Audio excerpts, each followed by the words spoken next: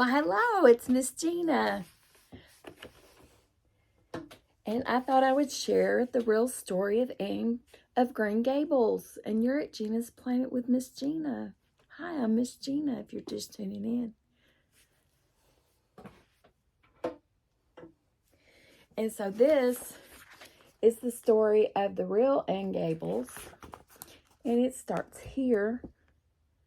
I think I got this book at Books A Million in the Dalton Mall off of Walnut Avenue. And I got this one at Barnes & Noble.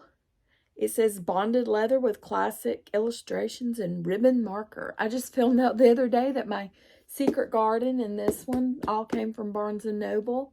And they're a special Barnes & Noble exclusive, it says. And this one says, I don't know what lies around the bend, but I'm going to believe that it's the best does. That the best does.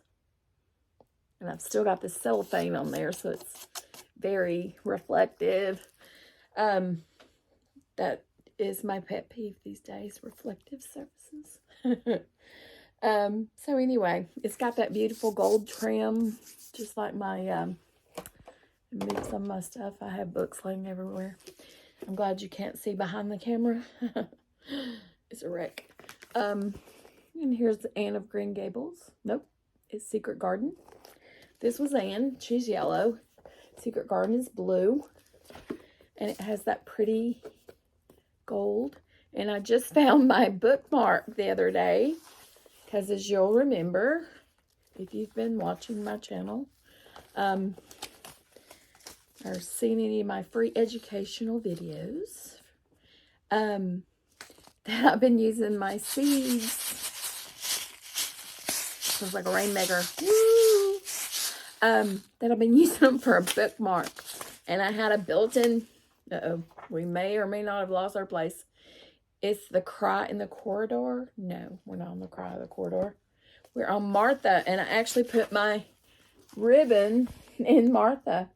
So I have a bookmark. So I don't have to use my seeds, but it makes me think it's trying to remind me, kind of like on It's a Wonderful Life when he ties all the ribbons on his fingers. It's to remind me to go plant them. We're going to get nothing but rain, and I need to plant them.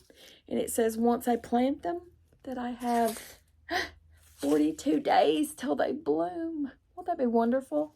And I don't know if you've noticed or not, but I've been adding different flowers and playing with a few things. And unfortunately, I had been helping take care of a family member, and I forgot to water my fig tree. And so some of my leaves have fallen off. I put him out there in the rain, and so he's not back there keeping that reflective glare off. So I apologize in advance. So I'm just going to dive right in. I'll be adding this one to our collection soon. This is Anne of Green Gables. It's sold over 50 million copies. And it's on New York's bestseller list. And they've been talking about Anne of Green Gables in some form or fashion for over 100 years. So if you haven't heard of Anne of Green Gables, you've been living under a rock. You better climb up from under that rock. It's time you get educated. So, I love Anne of Green Gables myself. I first saw it in a television show, and then I searched out books for Anne. So anyway, what is the story of Anne of Green Gables? That's what we all want to know. I don't know all this. We're going to learn it together.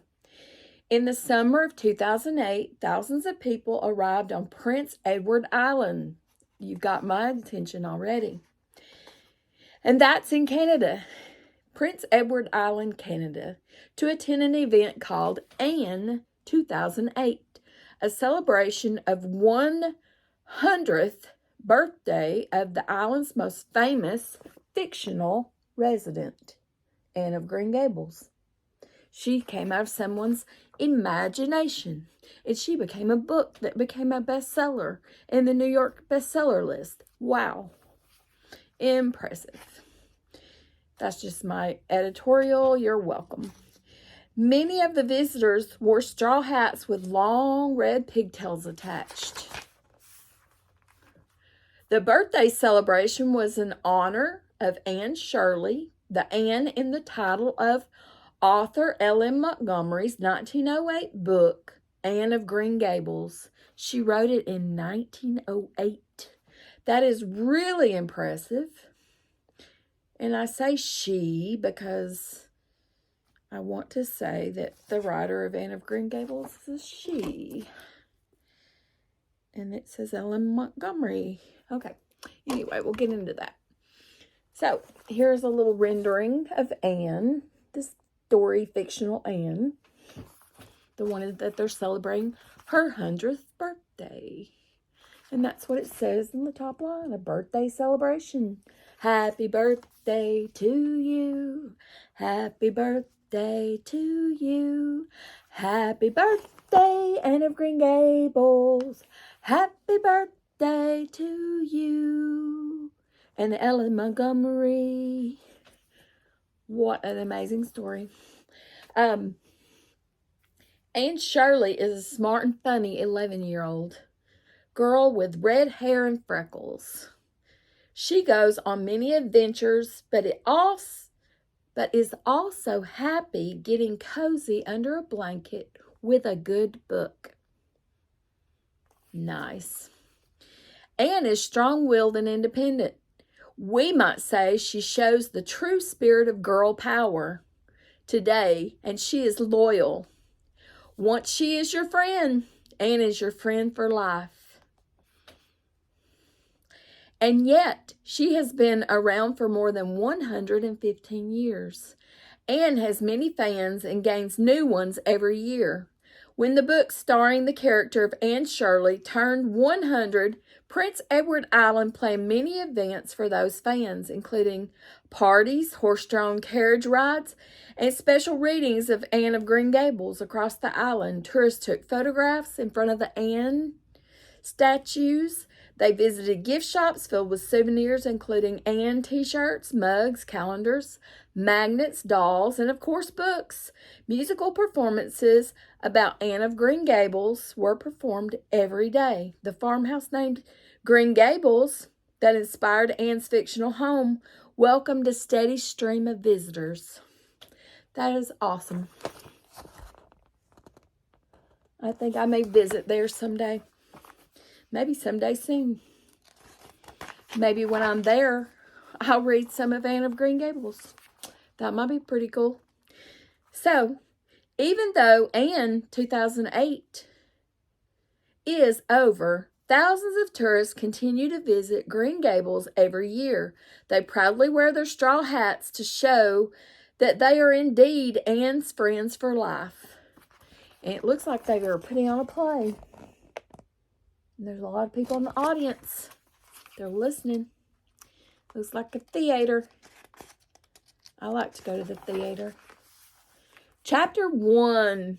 Getting to know Maud. Lucy Maud Montgomery. Lucy Maud Montgomery. L.M. Montgomery. I bet. L.M. Montgomery. My suspicion is yes. Born November 30th, 1874, in the town of Clifton on Prince Edward Island, Canada, about 250 miles northeast of Canada's border with Maine. She grew up to be called by her middle name, Maud. I had an Aunt Maud. Her family lived in a small cottage. Her mother, Clara, and father, Hugh, ran a country store that was attached to their home. Soon after Maud was born, that's very funny because my parents too had a family store. So some people say they sold their soul to the company store. I guess mine was sold to the family store because I worked there. I worked there for free when I was a kid, about 10 years old. So I know about family stores. So it was attached to their home. So that's pretty cool. Ours was not. Ours was about 30 minutes from our home. Soon after Maud was born, her mother became ill with tuberculosis.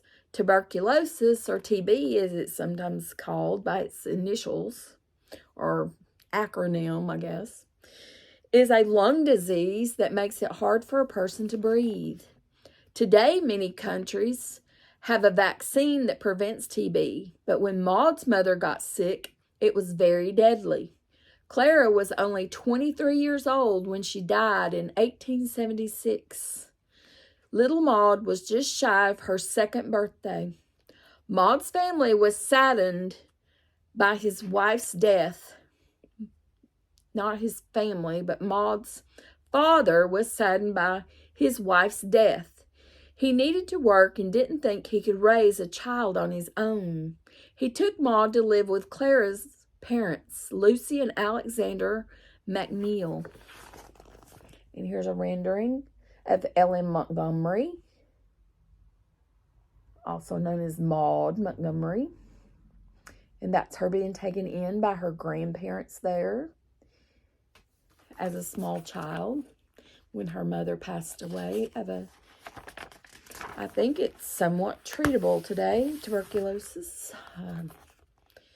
I don't know a whole lot about that.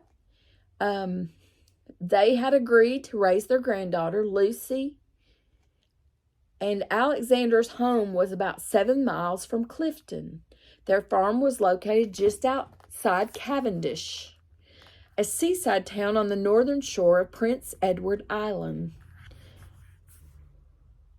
Maud's grandparents owned one of the nicest homes in Cavendish. It was surrounded by cherry and apple orchards. The house also served,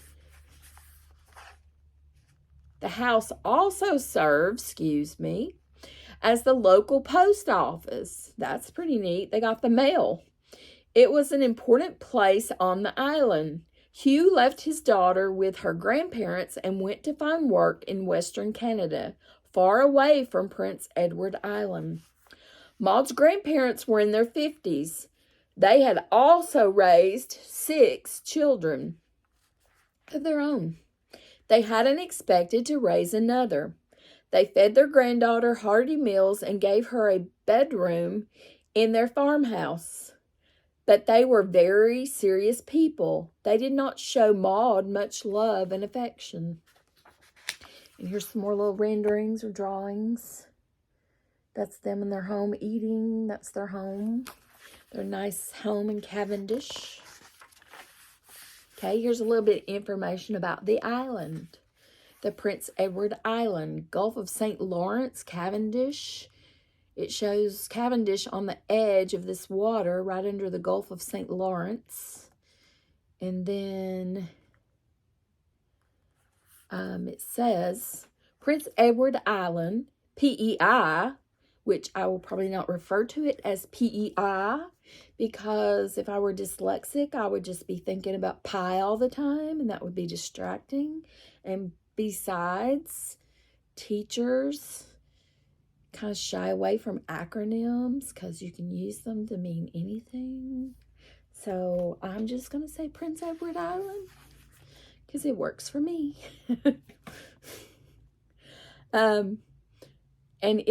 Prince Edward Island is the smallest Canadian province.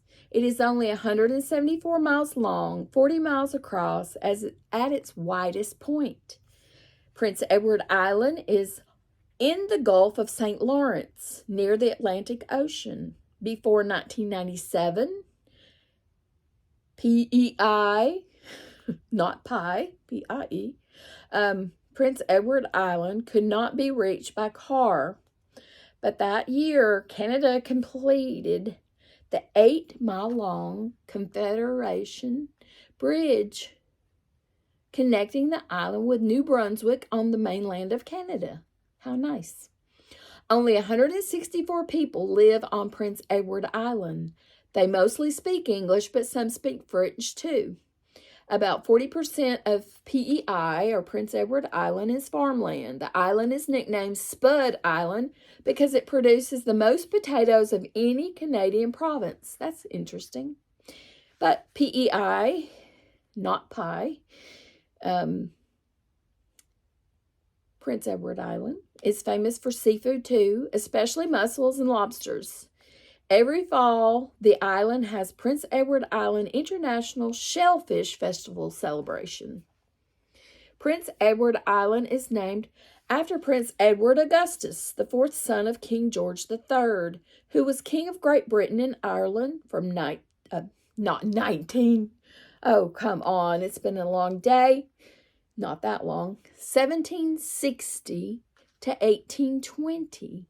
Wow. That was a very, very, very, very, very long time ago.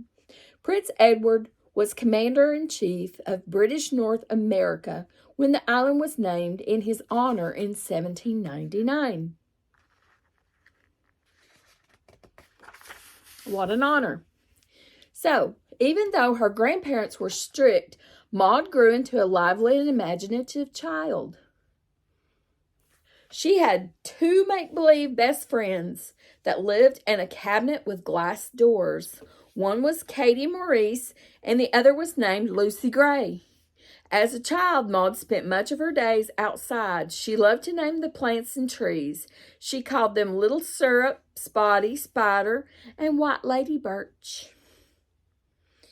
When Maud was 6, I forgot to show you the map. I'm going to go back and show you the map of the island. Here's the map of the island. And that's Cavendish right there. And that's that Gulf of St. Lawrence right there, that water. So,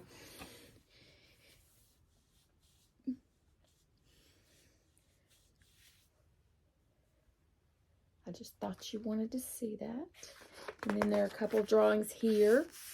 This is her looking up at the sky when she's talking about her trees and naming them. And there she is when it's talking about her imagination and her imaginary friends. Her ifs today. When Maud was 6, she went to school for the first time. The schoolhouse only had 1 room.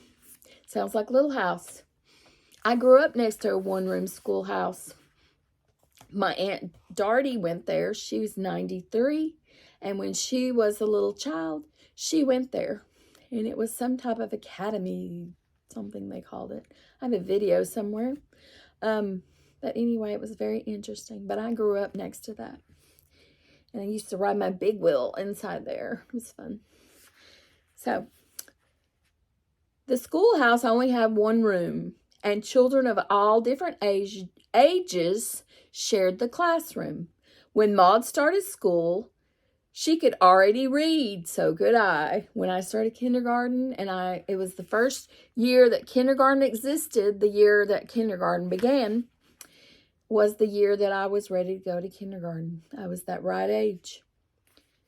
So I also could read when I started kindergarten. So it's a 1-room schoolhouse. And when she started, she could already read. It doesn't tell how old she was. I think I was about 6. With the help of her grandmother, she had been learning since the age of 3. Maud loved stories and books. When she wasn't outside playing, she was inside reading. Her grandparents had a well-stocked bookcase filled with leather-bound novels. One of Maud's eventual favorites was Little Women by Louisa May Alcott. I like that book as well. I give it 10 thumbs up if I had 10 thumbs, but I don't. Follow the lives of 4 sisters from childhood into adulthood. When Maud was 7, 2 brothers named David and Nelson came to live with her and her grandparents. During this time, it was common for friends and neighbors to take in children who needed a home. PEI, Prince Edward Island, was a small community and everybody looked out for one another. Sounds like a wonderful place. The boys' parents had died and Maud's grandparents had enough space, food, and money to care for them. The boys attended school with Maud and helped out with chores on the farm. Maud and the Nelson brothers became the best of friends. They built playhouses in the orchard and spent hours on the beaches running in and out of the water. David and well, stayed with Maud's family for 4 years. Then they moved to a new home. The years spent living and playing with David and Will Nelson were the happiest of Maud's early life. Here they are playing in the ocean, or probably the Gulf of St. Lawrence, possibly, on that Prince Edward Island. Oops. I want to say that, sorry, my page is stuck. I want to say that is the last of chapter 1, because the next page is chapter 2, A Born Writer, and it starts on page 16, and that's where we'll be next time. And before long, we'll add Anne of Green Gables to our collection. And that's the actual story of the fictional character, Anne of Green Gables. Not to be confused with Maud, who is the writer of the fictional character and creator of Anne of Green Gables. So, without further ado, I hope you enjoyed that story. I hope to see you again. I hope you'll come back again and listen. I want you to grow your brain. Grow your brain. And I'll see you next time. Bye-bye.